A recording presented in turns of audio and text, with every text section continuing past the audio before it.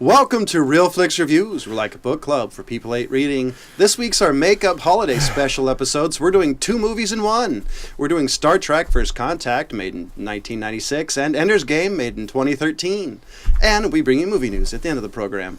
This week we have Jonathan Charney, James Stevens, and Rob Charney. Hey, I almost called me Ryan. The old guy's here. And Ryan Preston, who's absent. Seriously, dude? It's Skype. Yeah, it's Ryan Wimp.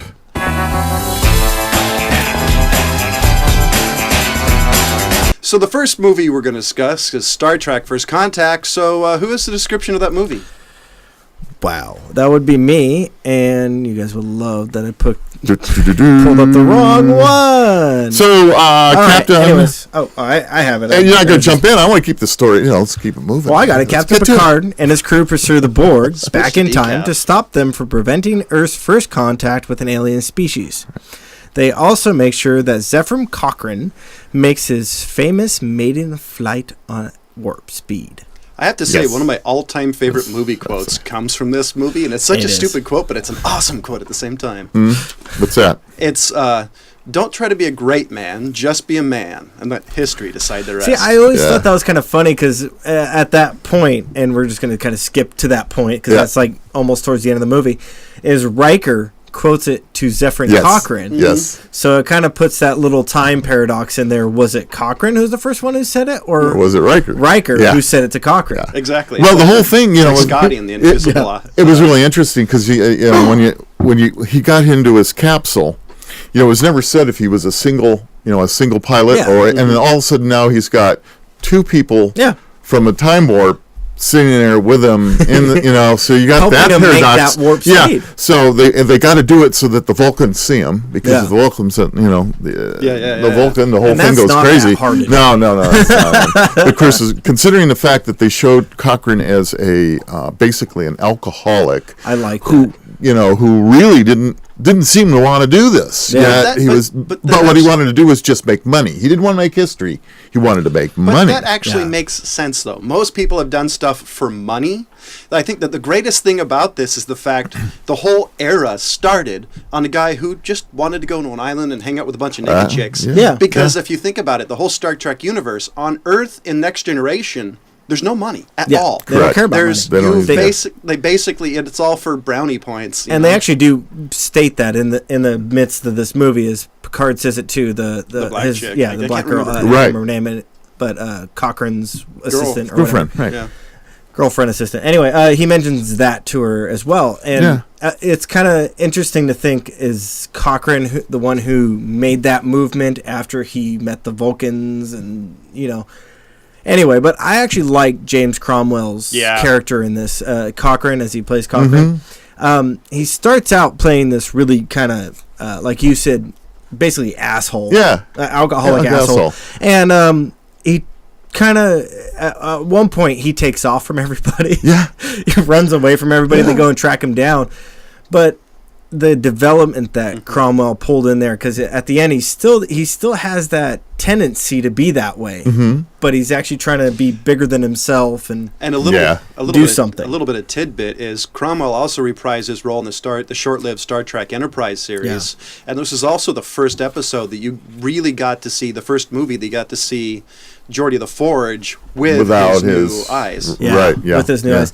And interesting thing is, I actually was watching, I've been going through Generations on my own, and what is it? It's the Enterprise D.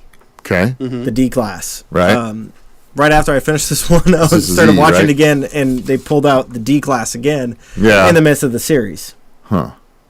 They did. What do you mean? There was a so instead of the E, because this is the E class. This is the Enterprise E. They pulled out the D class in the middle of the thing too, which is a pretty cool ship. It's actually one of the cooler ones that they made of the Enterprise. There's the D one with the Next Generation.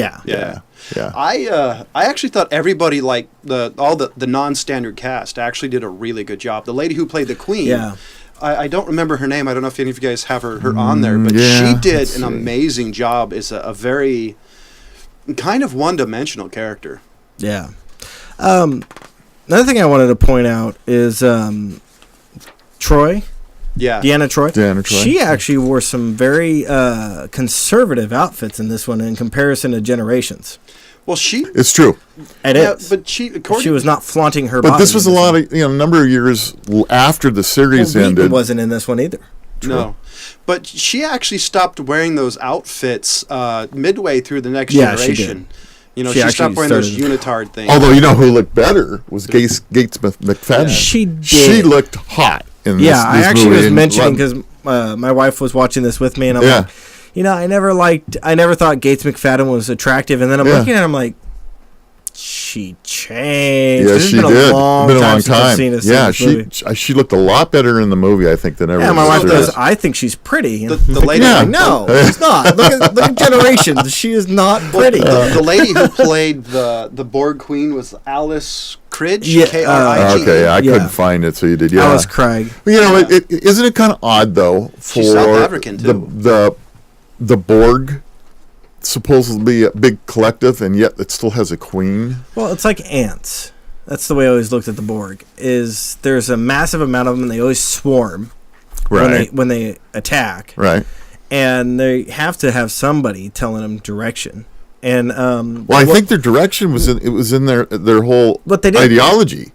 Well, see, assimilate. The thing I liked about the Queen is, this is why I liked on this movie, is because it's diametrically opposed to Data. Data was an android trying to become human. Right. She was an android wanting everybody else to become androids. Yeah. Well, turn everybody into whatever she was. Yeah. She was. They basically alluded to her that she was basically like Data. Not android. It's well, she was like Data. I can't think of the name of it. It's where it's like half android and half the Borg's human. Cyborgs. Thank you. That's what I was trying to think But so it was an android trying to make people cyborgs. Yes. Which I thought was interesting, because the battle between them, the way they show it, is a very one-sided battle up until the end, when Data was really, he knew what he was doing the whole time. Well, the thing that the Star Trek movies always take license with is that people who are coming to see the movies watch the show. Mm-hmm. And if somebody's coming in to watch this movie and they haven't seen any of the show, they don't know that actually Picard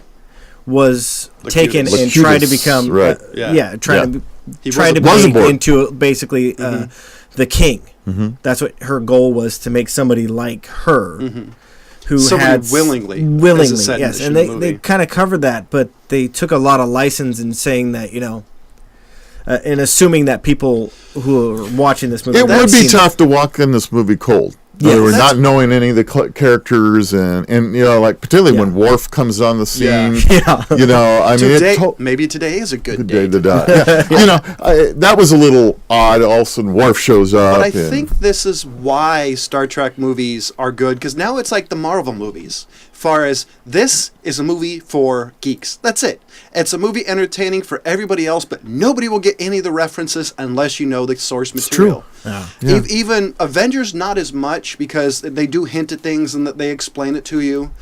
But this movie is really for people who like Star Trek. Well, and not only that, it was directed by Jonathan Frakes, who plays number one. Yeah. So, and reading the information on it, they actually chose him because they wanted a director that really knew the material. Mm-hmm. Yeah. And obviously he does. Yeah. And I actually think, I don't know if he directed the one after this, but I actually think this is the only one he directed. Because I actually think this is the best Next Generation one. Yeah, because I didn't like I didn't like Generations, and I didn't want like. No, he did Insurrection. I didn't like Insurrection at all. And he did direct a number of the TV show. Yeah, he did quite a bit of the Next Generation TV show. He did Generations, Insurrection. I did a lot of them. I thought he only did one. Who do you really stood out here? Because they also had Dwight Schultz in here, who's one of my all-time favorite actors. He played Lieutenant Barclay in the Next Generation series. For you people who grew up in the 80s. He also played Howling Mad Murdoch in 18. Right. So he only was in the movie for 2 minutes at the most. But that's why I think it's cool, because it really plays up the Star Trek fans, because you got to see Lieutenant Barclay, and it's like, I love Barclay. Right. Yeah. Well, I wonder why, you bring up a good point. I wonder why Will Wheaton wasn't in this one. That's what I was kind of trying to figure out, because they had basically everybody else but Wheaton. Maybe he didn't want to do it, but because he was in Insurrection, but they actually cut his scene out, according to him. Actually, the one that I always thought was kind of funny was Robert Picardo.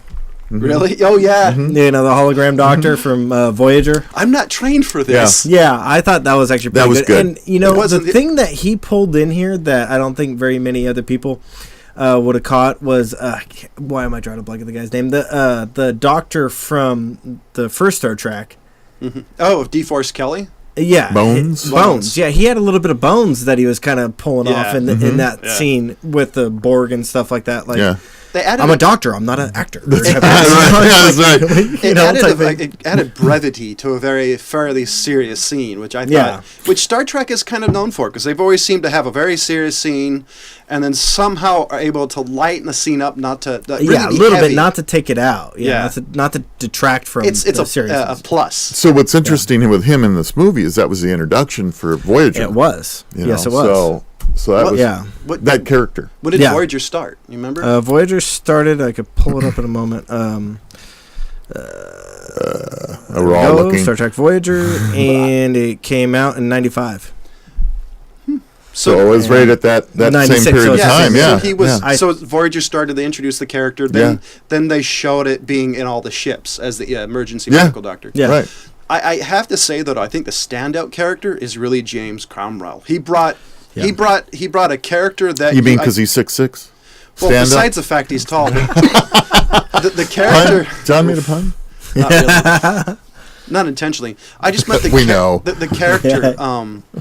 It just really stood out. That was the one character that you really had to develop and really fast. Yeah. Because everything else, all the other characters are already developed. Yeah, I agree with that. I think the characters were really well done.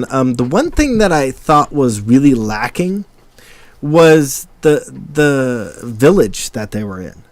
A little village that they landed in. I mean, a sheet metal shanty town? Yeah. Really? Yeah. Well, with a jukebox? Well,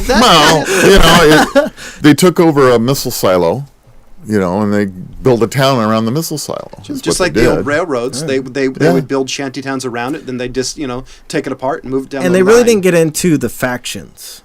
The warring factions that were going on. They kind of didn't have enough time to get into everything. They just kind of they glossed over it. Yeah. That's one of the things I want them to make a movie about, is that and the thing where Khan came from. Yes, the Neogenics War. There's two parts that. They've always hinted at it and kind of glossed over it a little bit and discussed it, but they're working. Yeah, you're right. They're working on a new movie, aren't they?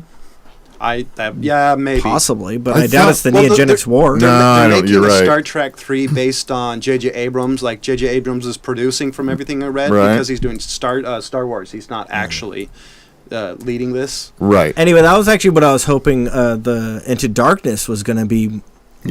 Either like a prequel into it, or something, and it was that would work, because they could make the third one be the Wrath of Khan. Yeah, but actually, that would. That's what I was hoping they did, and they didn't. So it was a letdown for me on that, but I still like the movie. Yeah, I have to say though, I don't know why Star Trek movies never really seem to make it. They never do great in the theaters. Mm-hmm. Like maybe Wrath of Khan, but I don't even think that did great. What was the one? I went and saw one, and I'm trying to remember which one it was. I think it was the Insurrection one, and that one just was... Because Insurrection, spoilers, the one where Data blows himself up. Yeah, anyway, I'm trying to think. I was trying to even think about Into Darkness, if that was... Because that was Cumberbatch is Khan. Right. I liked this movie. I actually, this is, to me, because I really like the Star Trek, the motion picture with the original cast. This to me is kind of like my Star Trek motion picture is on Next Generation. This is the one I can watch over and over and again, because I hated Generations. This movie had so many, this movie... I had to clarify. What did I say? No, I was clarifying. Oh, yeah. Okay. This movie had so many bits and pieces. This is what was unique about this movie, I think, of all the different series. It tied a lot together. There was a lot of things tied in. They hinted at a lot of different things going on that took place or was going to take place or whatever it happened. It was a major 2-part movie where you had the Cochrane story and you had the Borg story. So you actually had like 2 movies in one built into this thing. I'd say maybe 3. Well, maybe even more. Because you had the Borg scene, but the scene with Picard and what's her name, Alice. I hate saying the black lady, the elf. Elfrey Woodard. Oh, if I'm saying that okay. right. Yeah. Because those scene too, I would almost think was an independent movie because that was more towards the Picard forgiving himself for the Ahab scene? Yeah, because I think everything leading up to that was him really letting go what happened to him. Well, you know what's interesting about that scene? They used a scene similar to that in the series, in the Next Gen series, where It was Spock's father, right? Or was it was a excuse me, I don't remember her name, and I can't tell you what part of generation it was. But they did, one of the episodes was where they went back to Earth, and it was pre warp. Okay. And they came down and they had to do something. It was another one of we got to save Earth things. Was that Generations?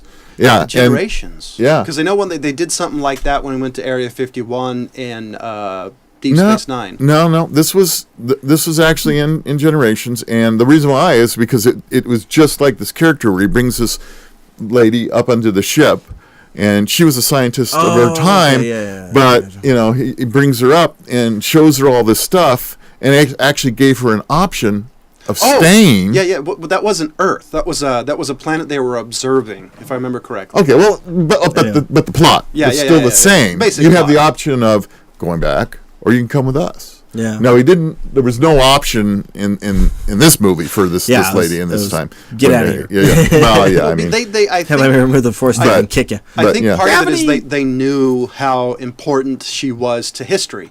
That they may not that she may not be in the books. So, but as somebody who was alongside Zephyr and Cochrane, they knew that she was important. She was very important, right? So they would have really changed the time continuum with that one. See, I'm very disappointed with the Cochrane character, to be honest with you, and only because I was a fan of Enterprise, and I would tell people I know so many Star Trek people that didn't watch Enterprise. Why don't you watch Enterprise? Oh, it's a prequel. It was well done. I agree with you. It was a good series, and Cochrane was put into a completely different light in the TV series than in the movie. Because Dances with Wolves, what's the guy's name? Kevin Costner. Costner was his son, right? And his father was more of a true scientist in that series. Than an alcoholic scientist. Well, see, the thing. I don't want to get too far down the rabbit hole. Just to warn you about TV series and movies. I know. But this role was before Enterprise, and so they basically with Enterprise they rewrote that. Not necessarily. See, the thing is, you don't actually know much about him. You don't actually know he could be a scientist. He did invent. They did spend more time talking about his dad. They really did here's the thing. You really don't know you don't know in this one if he's not a scientist because he's something because he's obviously a scientist because he turned that rocket into a warp engine. So what I'm saying is you really don't know. So there had to be some type garage monkey. What they don't tell you that I know is you don't tell you the difference between First Contact and Enterprise. They don't really give you the time because people, in that sort of time, people can change. Well, I was also going to point out the fact that kind of what John's saying is because they picked up an Enterprise after they had already done warp, right? They already made contact. They did warp. They're building, so he could have turned his life around. True, and returned back to his scientific mind. Or he was a little more. Because I'm really thinking the last scene, where they showed kind of the silhouette of the Enterprise E. I'm thinking that was the moment that might have changed his life because you got to see, wow, look what I started. I'm thinking that was kind of could be. Yeah, you're right. It does leave a lot. There's a lot of things going on that you could take it in any direction you want to go into. So it does leave it open for that. Please silence your cell phones. Yeah. I don't have a cell phone. Did you hear about my cell phone? That wasn't a Yahoo alert. What the hell? A Yahoo alert. I didn't really like the Cochrane character. That's just me.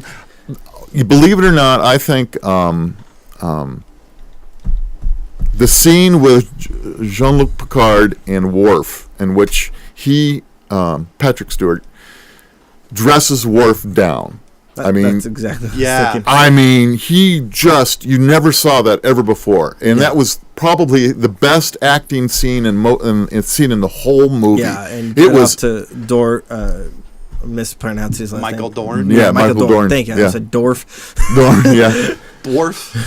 Come on, Dwarf. But no, really, I mean, it was just the best scene. I thought he got really into it. I gotta one of the say, best acting in the series, too. Patrick Stewart is by far one of my all-time favorite actors. He can do all kinds of things. A lot of different things. There's a few scenes in Star Trek Generation, The Next Generation, where he actually plays different characters, like he's playing like some He plays a Robin Hood type character. yeah, he plays a Robin Hood character. He plays a goofy he's a really well-versed actor. Yeah, he's got so many different skills he's a up his trained sleeve. Shakespearean actor. When you see him do something like that, where he is on the verge of madness, yes, absolutely, and tears somebody down who you don't think could ever be torn down, right? That he can do it so well. And then, like we kind of mentioned, is Worf played that as a counterpart to Patrick Stewart's role really well, where you had never seen something like that, and he has.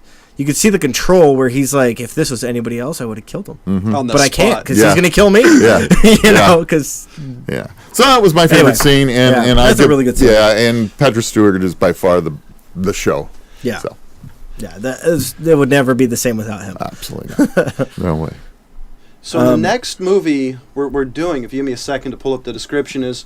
Next we're doing the theater pick for this week, which was Ender's Game. Ender. So here is the synopsis description. It's IMDb, so mileage may vary. That's all right. I like IMDb. Young Ender Wiggin is recruited by the international military to lead the fight against the Formax, a genocidal alien race which nearly annihilates the human race. In a previous mission. Dun, dun, dun. Whoa. I actually was looking up Asa Butterfield, the guy who played Ender Wiggin. Yeah. Mm-hmm. I didn't actually realize that he was in Wolfman. Anyway, he's only got 11, the 2010 Wolfman. He's only got 11 actor credits to him. On IMDb. I'll start if you want. But go ahead. I was just looking him up and kind of. We were just trying to help you. I was just going to say this is such a crappy movie for having two really amazing actors. You've got the legendary Harrison Ford and Ben Kingsley. Yeah. Who even his movies that suck, he's the best thing in it. Kingsley. Yeah. And you have a book. Oh, that was a good move. Hey, you see, it says a live show. And you have. They're hitting electronics? No. And you have a book that is legendary in most sci-fi fans. If you think about it, the book was written by Orson Scott Card. Are we okay? We'll be fine. Right. If you hear any crackling, we're dead. I'm sorry, folks. The book was written by Orson Scott Card, and it's a number of series of books. Bad. I just was disappointed in this book. The visuals were really the best. This movie, the movie. The visuals, I think, was disappointed in the book. The visuals, I think, were the best part of the movie. I really loved the space battle scenes, the simulations. I actually thought that was probably the best part when that giant terror dome thing. So the best thing to say about this is that as you looked at the movie when it started, it said, and I just want people to understand, based on Orson Scott Card's Ender's Game, because again, we talked about theatrical license taking place. This was a 150-year span that they took and put together in a small period of time. How many years? Over it in the book series, it was 150 years. Wow. So they really took a lot of license on this one. Yeah, they did. Yeah. The other thing is this movie cannot be talked about. We're talking about a little bit of the controversy. I don't remember exactly what he said, but Orson Scott Card said something that really irked the fans. Enough so that before the movie was released, there'd been talk about people just basically refusing to see it. So this movie has an asterisk attached because of the original author, which may or may not have affected Orson Scott Card just said he didn't like the movie? Well, no. Basically, he said something, and this is off the top of my head. Something about marriage, politics. He did something that really pissed people off.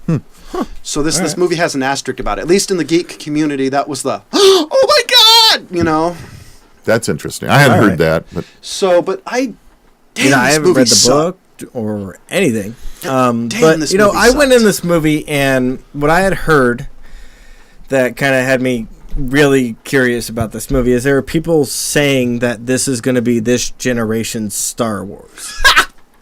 Did you guys hear that one? Really? No, that's Oh my gosh! You're How'd you miss kidding. that one? No, there were people that said this is going to be this generation's Star Wars. Hey, wait. Were you talking to Ryan? Because we all know about him and the No, Goonies thing. but I have a comment about that. After seeing this movie, I didn't think this is going to be this generation's Star Wars. I was just going to think that this movie has a bigger budget, this generation Starship Troopers. Now, see, I was That's closer to what There you this go. movie I was, is. There I you was go. thinking the Yeah. Star Wars movie, the Battle of the Ewok movie with that little girl. No. I'm thinking it was more of that. Isn't it funny how some movies, really bad movies, can be made? See, I mean, no, and I wouldn't call this a bad movie at all. It kept my attention, See, the problem- and I love the graphics. They did, Yes, they graphics did were great. really good. That was the best part because the characters were one-dimensional. I mean, they were hardcore one-dimensional. Okay, now I was curious about this little midget guy. Midget guy. The midget guy. Which the little midget? sergeant midget guy that comes right up to Ender and gets in his face. Oh yeah. The yeah. I'm black- like, who is that? No, the little white guy. Oh, the little guy who thought he was the boss, who was Yeah, the and leader then- of the team, the green Oh, team. and then oh, Ender Yeah. knocked him in the Yeah. bathroom Yeah, and cracked killed his head him. open. Oh yeah, no, he was. Did he no, die? Yeah, Yeah. he was the leader of that army or whatever. Right. He was like, Yeah, I this know. tall. I know. My favorite I know. scene in the I'll whole bite your thing. kneecaps off. My favorite scene was actually Ender saying, "If you screw me, I'm gonna hurt you." And that But- was his whole thing. It's like this is his. See, what's it's a interesting in monster. the book, and you don't know this in the movie, but this is the second kid he's killed. Oh. He killed another playmate early on, before he got into the academy, Oh. under similar circumstances. Well, because he actually alludes to it. He basically says that people who hurt me, I destroy them, so they never hurt me again. And Yeah. and that's what happened. 'Cause- Same type of thing. He was picked on, and he killed the kid. Because they allude to it, they kind of allude to it, like because they say he's a combination of his brother's anger and psychosis and his sister's love. It's kind of the weird way, the yin and yang. You know, now I didn't come in with any of these pretenses except for Neither did just I. hearing that this is going to be this generation's Star Wars. Yeah, right. Yeah. So So I'm kind of like really trying to hold my judgment back. Yeah. But yeah. That would I really didn't tempt Were you really- able to do that? a little bit. I wasn't that disappointed by this movie because I really had no hopes for it. Yeah. So coming in with that aspect, I thought it was Well, not subpar, but not great. I had hopes on it because of the actors they had in it. They had Harrison Ford and Ben Kingsley. They have two actors who I like. Okay, once you survive a nuclear blast in a refrigerator, you have lost my respect. Well, And these- searching for a crystal skull, really? Come on. No, Harrison Ford had made some bad decisions. I do like him, but my nostalgia on him has been worn off over He's- his choices recently. He's still an amazing actor. He is an amazing actor. I am not arguing that. I'm just saying his choices are very lacking. Oh, totally. I So- think, he needs to fire his agent. to be honest with you, I think he was it was the wrong role for him In this one? movie, In this movie, I thought it was kind of a little bit better than his last one. See, I actually, well, yeah, but I actually think this was I think this is a script problem because I really do think if this was written right, this could have introduced him as the bad guy, because just like you had what's his name, the guy from Saturday Night Fever.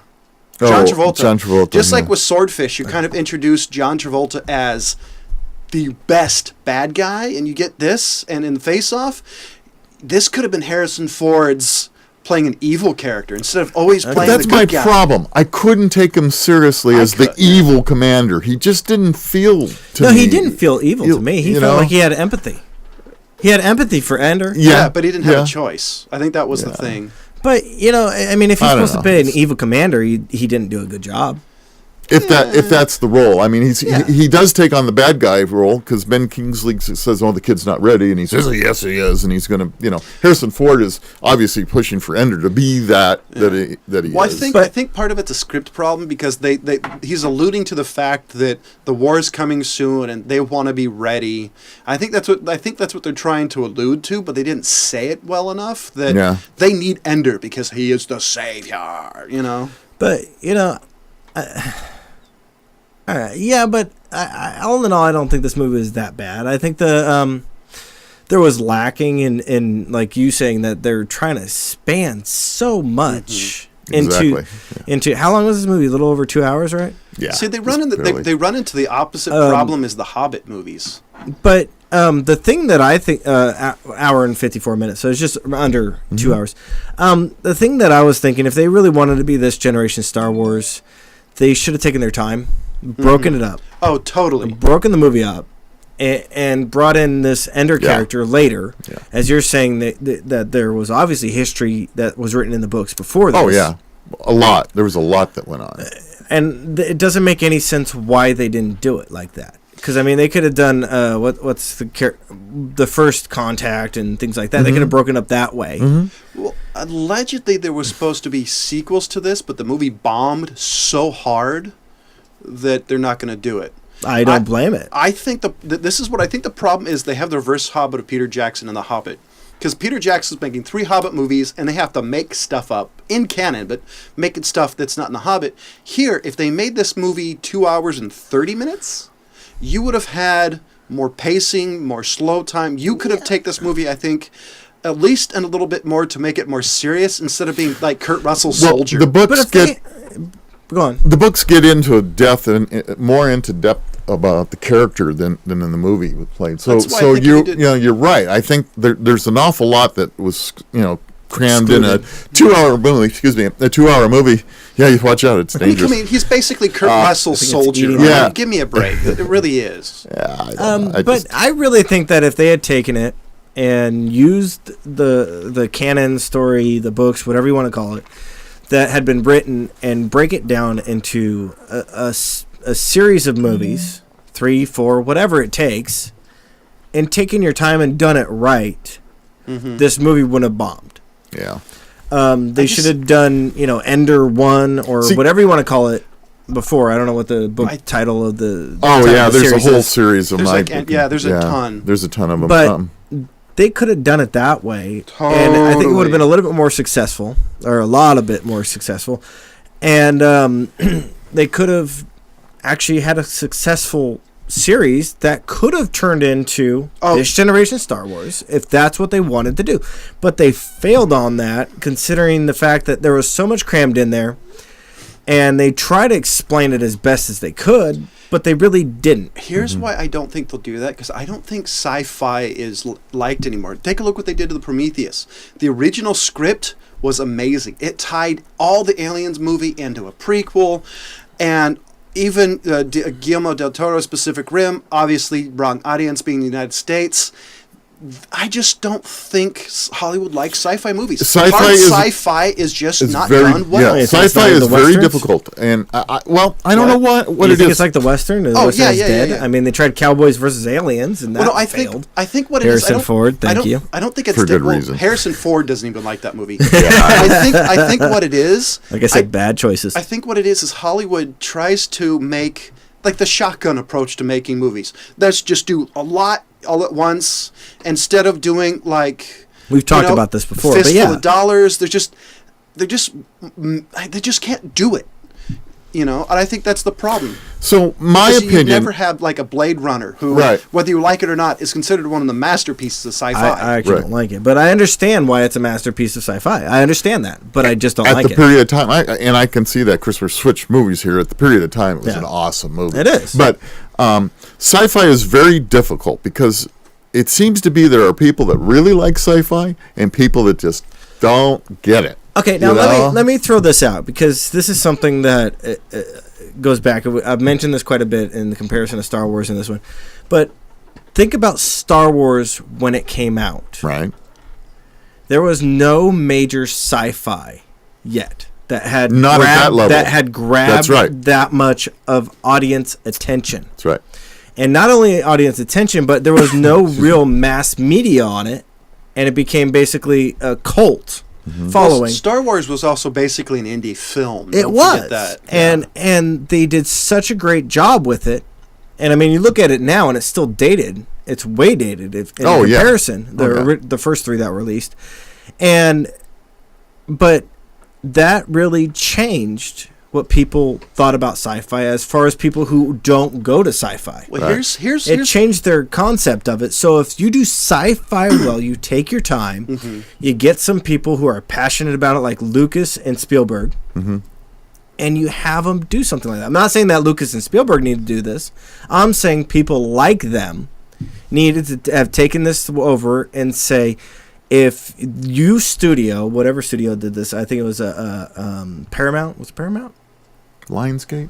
Something like I that. think it was Paramount. Anyway, you guys don't want to do it the way we want to do it. Fine. We're going to do it our way. And that's pretty much what Lucas and Spielberg did. Right. Here's the kicker about that. 2 years later, Aliens, 1979. Yeah. So I think you're right. I think with the and this is hardcore off topic, but I think this follows on topic of what we're talking about.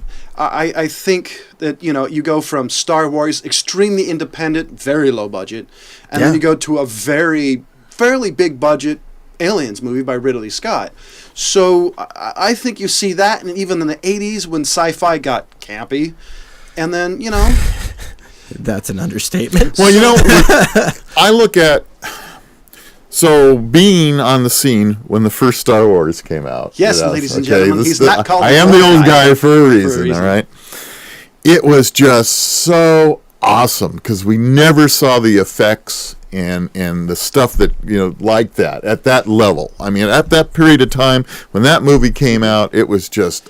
Oh my! I mean, he even made a company called Industrial Light and Magic for Star Wars. Yeah, well, it was awesome. Let me put it this way. Okay, so first time I saw Star Wars, I was about 6 or 7, and this was what 10 years, 13 years after the first release. When was the first one released? 77. 77. So I saw it, let's say 87, 86. So about 10 years. Yeah, about 10 Plus years or after minus. it's been released. Little kid. I thought the same thing as a little kid. Oh my God, this is so cool. Right. And, you follow through with the rest of them. And it was just such a really cool thing. And I wasn't the generation it was released in. I mean, the last one was released, 2 years after I was born? 83 was the last one before the new ones that came out. Yeah. Right. So, it was really cool for many generations. Now, I don't think my kid is going to watch Ender's Game and say, wow, this is epic. I think there's also, I'm wondering... There is no wow factor in this game. What do you think the audience is? Is this like Catching Fire? Or Preteen. this is the thing That's what I'm thinking. Prepubescent teen. We might be aged out. We might really Well, you be may aged out be of this right. movie. Maybe this is tweens. I don't think, I don't think the Hunger Games is that bad No either. sparkly people in this one. I don't think Hunger Games is bad. No, I don't. I like it. I don't like it as much as some of the other things, but I like it better than Ender's Game. Oh, yeah. And I haven't seen Catching Fire yet, but it's one that I'm looking forward to seeing. Yeah. I was telling a friend this, and this is my opinion, is it seems like Halo is based off a lot of this, but Halo took all the good ideas and left everything else. Yeah, it's like this took over the leftovers, yeah. It's just really what it seems to me. And so here's the question. Let's switch things up a little bit. What do you give Star Trek First Contact as far as a rating goes? Because I'm 3 out of 5. I really like it. I can't give it a 4 because there's a few things that bug me, but I really like it. This is a movie I could sit and watch all the time. Yeah, I give it a 3. I kind of on the same points as you. There are things that I like about it and there are things that I don't like about it. All in all, I can't say that it's, there's not much to redeem itself. There's quite a bit. So it goes into a 3. Okay. Hey, Rob? Yeah, considering that it's like 3 movies in one, and with all the different parts of it, and the fact that if you weren't really a Trekkie or you really didn't understand what Star Trek was all about, A lot of inside baseball. yeah, you have to give it a 3. I'd love to give it a 4. I mean, I picked the movie. I enjoyed watching it again a lot, but then as time has gone on, Excuse me. I'm not sure it's held up as well as I was hoping it was. I mean, it's been a long time since I watched it. So there were parts of the movie that were fantastic, and there were parts of the movie that were crappy. And but since it's Star Trek and I'm a Trekkie anyway, I'm gonna love it no matter what. But I'll give it a 3. Yeah, I think if somebody came in and knew nothing about the Star Trek thing, they wouldn't give it a 3. They'd probably give it a 2 because they're lost. They don't know any. Yeah, that's the problem. You don't know. The next one is Ender's Game, and since I'll continue it, I give this a 2 out of 5. This is a movie I might watch if it's on television and I have nothing to do on a Sunday at 5:00. 2 out of 5. This one-dimensional characters had, even though some of them were my all-time favorite actors. Rob, if I could split up my vote between cinematic and the effects. And stuff, and as a movie, it'd be totally different. The effects of the movie and some of the things you got to see, they did a wonderful job on that. As far as taking Orson Scott Card's storyline and doing what they did to it, they actually just ripped it apart. And you're right, it is not a movie that's going to stand up. I don't see a sequel. I hope not, because they'll lose money on it again. Because now what are they going to do? Ender's off to go into the world and do whatever. So I'm going to give it a 2. I mean, this movie's so bad, Shyamalan and Ding Dong's jealous. Well, do you guys ever do a spoiler? A spoiler alert for anybody who watches these things, because if you haven't seen Ender's Game, this show is a spoiler. Okay, alert. The one thing I wanted to say, we didn't even talk about it. Remember, he was supposed to. He had been practicing doing these attacks, all right, in the battle station, right? Mm-hmm. They've been practicing, and he was supposed to have one final practice, right? And everybody was going to watch him do the practice, and you thought he was going in and just doing a practice again, but only it wasn't a practice; it was the real thing. So they did have one good flip on the whole. And I was going to actually mention that in my end. I thought that was kind of obvious. Yeah, I thought it was obvious too. But, I didn't. But there are people out there who didn't see that coming. Yeah. But on that, I actually enjoyed that twist. Although I did see it coming. Mm-hmm. I was kind of thinking, with all those practices, I'm like, well, these seem like little prequel battles to this major finishing battle. But anyways, I thought, not knowing the books, not reading the books, I knew there was books about it, but usually when I am going to see a movie and I haven't read the book, I'm not going to run and read the book. Right. So I knew there was books about it, but I didn't read any of them. I didn't go and spoil too much about it. So I actually watched this movie cold. I think this movie is just a 3 based off of the cinematography.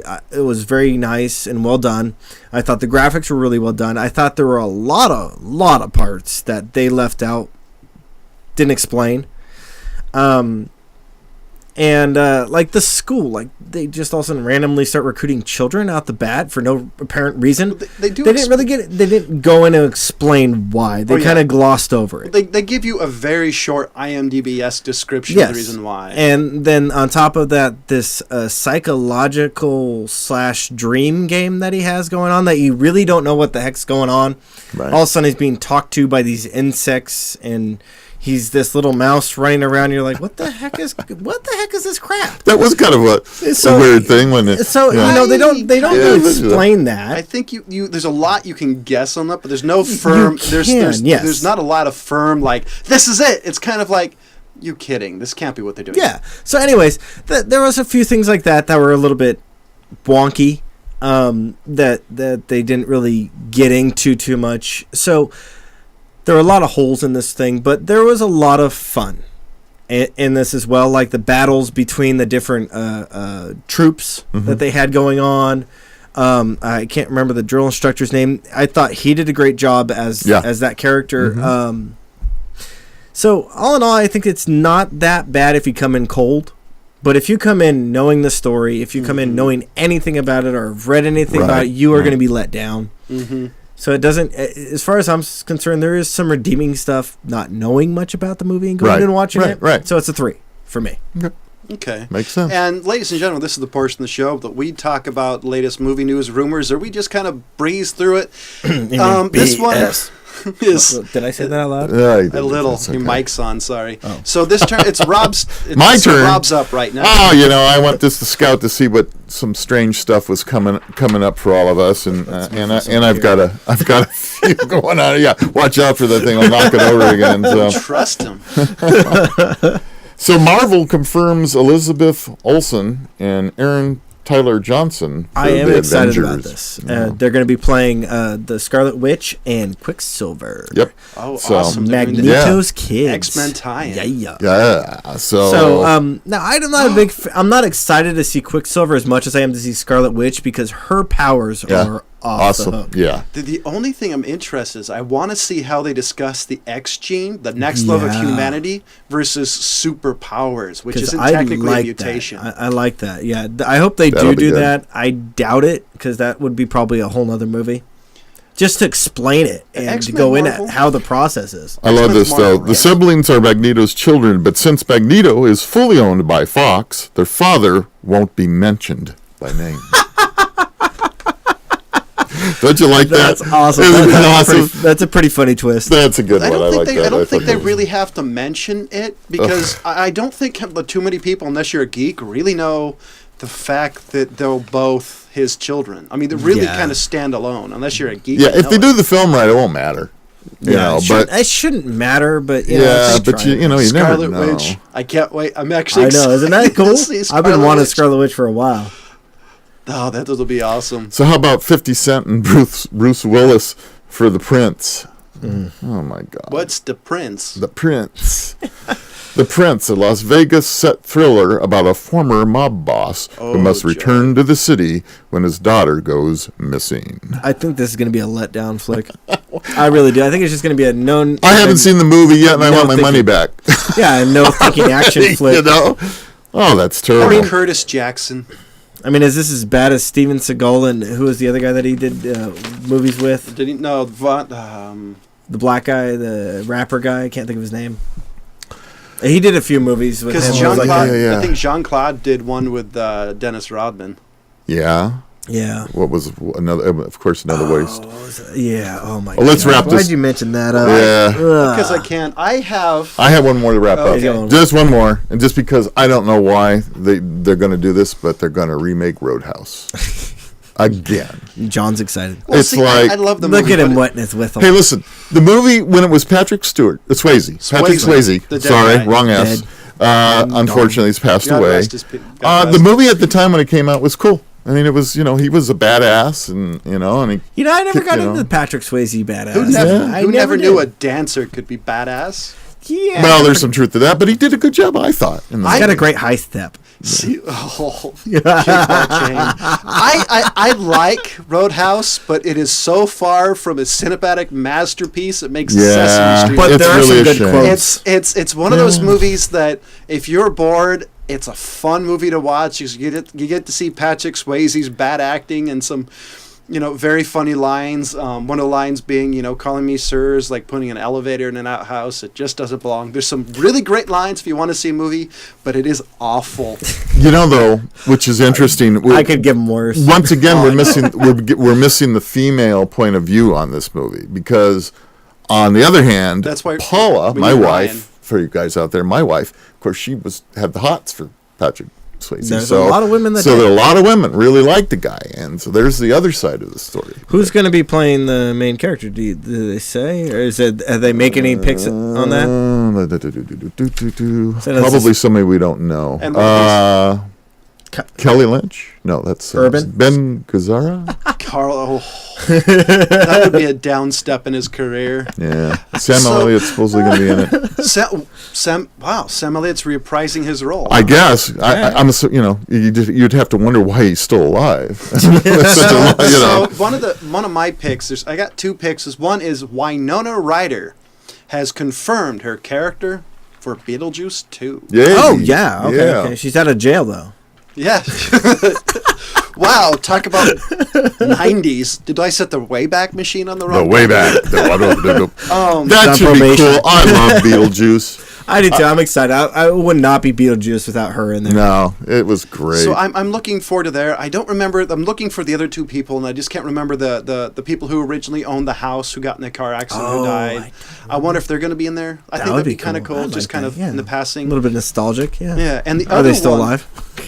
I mean, they're dead. Are they still dead? Yeah, they're still dead. Well, yeah, I mean, but in real life, I mean, in real life. In what life do you mean? In real life. The other one is, I didn't know, this is a television reference.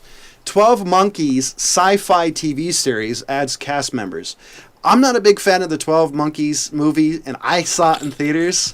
What do you guys think? Because I didn't dislike 12 Monkeys. I mean, it wasn't a bad movie. You had to really follow it. Anything that's got the name Monkey in it is bad. I'm sorry.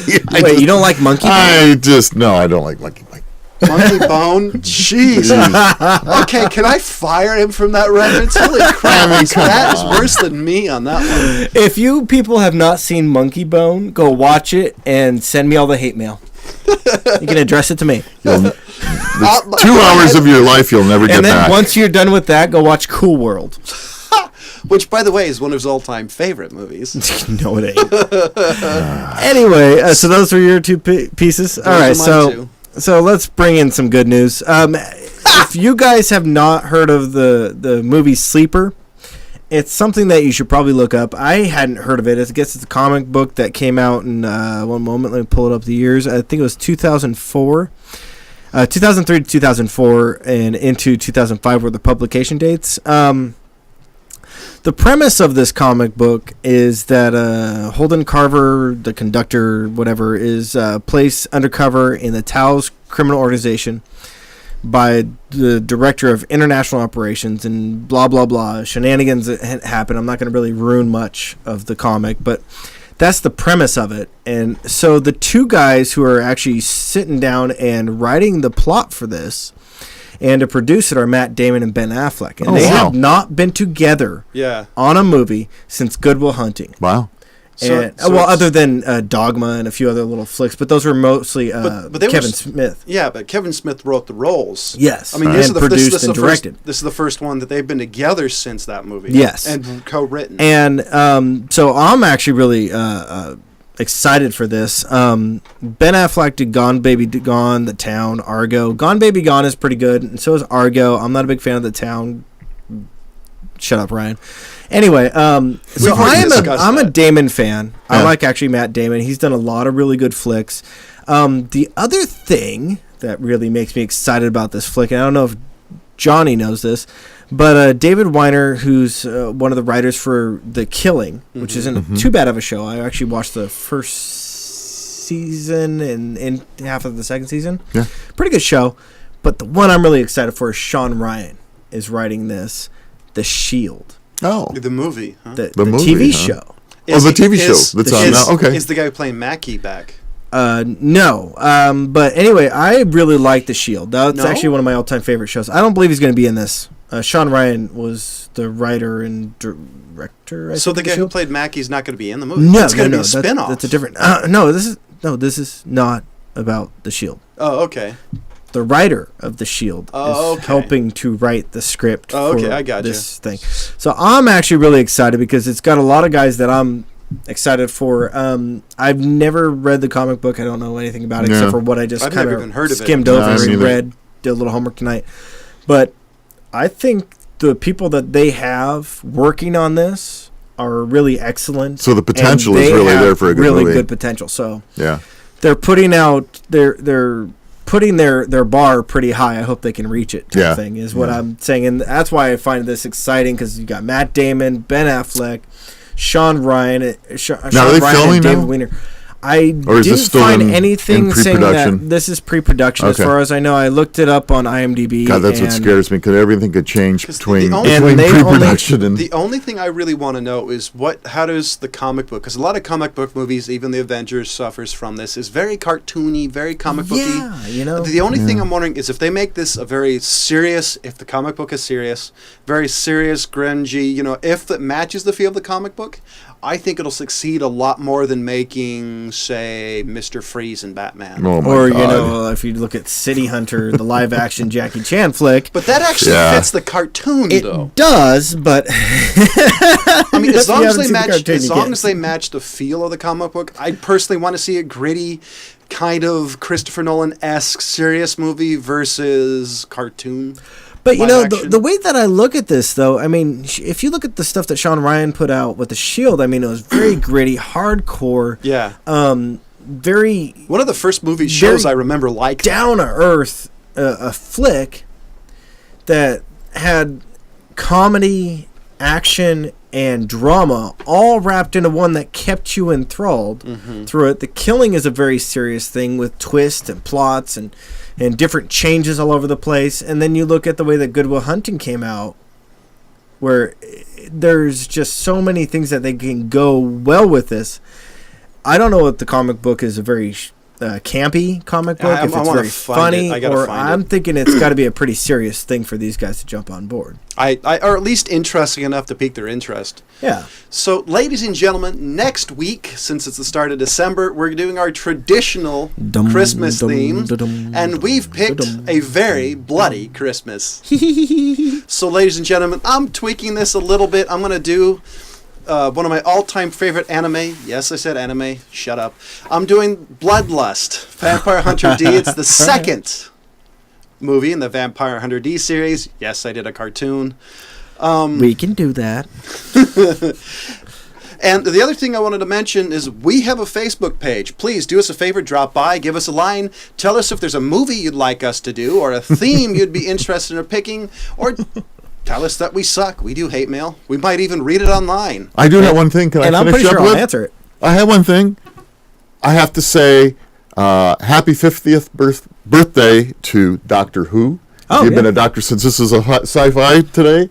Doctor Who is 50 years old and still going strong on BBC. There are some things that are going to be interesting to see what goes on. You're looking at an original member of the Doctor Who fan club. I was. When there was a Doctor Who fan club in the United States, I was one of the original members. Were you the founding member? No. I'm kidding. He was old school when it was called new school. Yeah, I've always been a Doctor Who fan. I haven't followed it a lot recently. I understand the new Doctor is pretty cool, but they are pretty cool. So, ladies and gentlemen, I gave Star Trek Insurrection a 3 out of 5. James gave it a 3 out of 5. The old guy gave it a 3 out of 5. And I gave Ender's Game a 2 out of 5. Deuces. James gave it a 3 out of 5. And Rob agreed with me, gave it a 2 out of 5. We'll catch you next week. Goodbye. goodbye. So, yeah, she can't do it, huh? See, I keep trying. I watched the first 5 But this doesn't seem much better.